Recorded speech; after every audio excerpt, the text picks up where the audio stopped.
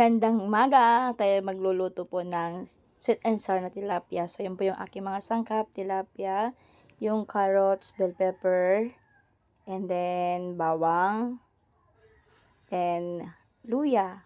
So, yan po. So, yan po ating sangkap. Prito natin ang tilapia. And then, pagkatapos maprito, sangkot natin yung mga sangkap. So, unahin yung luya, tsaka bawang, and then yung mga sangkap na gulay. So, simple lamang po. And then, lagyan na ng tomato sauce kung gusto ninyo. Tomato ketchup kung yun ang gusto ninyo. Malapot na, lagyan ng konting suka.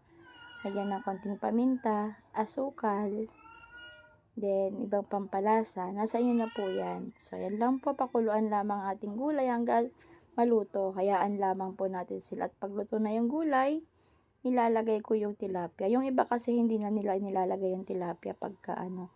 Pero sa akin gusto ko kasi manuot yung lasa nung sarsa niya. Kaya habang kumukulo, nilalagay ko po yan. Ayan. So, yan na po ang ating sweet and sour na tilapia. Ayan. Ready to serve na po para sa ating pamilya. So, hinayaan ko lamang po siguro mga 3 minutes para talagang manuot yung kanyang lasa.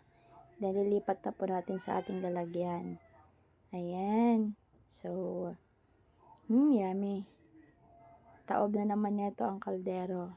Ayan. Para may iba naman yung natin panlasa natin sa tilapia. Hindi na lang laging puro paksi, puro sinigang, puro prito. So, ibahin naman natin. Ayan. So, may time kasi tayo magluto ngayong araw na to. Ayan. Sabado po kasi kaya lutuan ng medyo may twist. So, ayan, iaahon lang po natin para sa ating tanghalian for today. Ayan, di ba? Sa akin, pinapapak ko na lang yan, yung gulay niyan eh. Oh, see? Sarap. Amoy mo na ba? Naaamoy mo ba yung niluluto ni Ma'am Lala?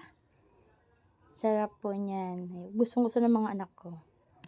Ayan, sa mga nanonood, para maiba naman, lagyan natin ng twist. So, yan na po ang ating lutong ulam for today. Wow! Ang sweet and sour na tilapia. Ayan, kain na po!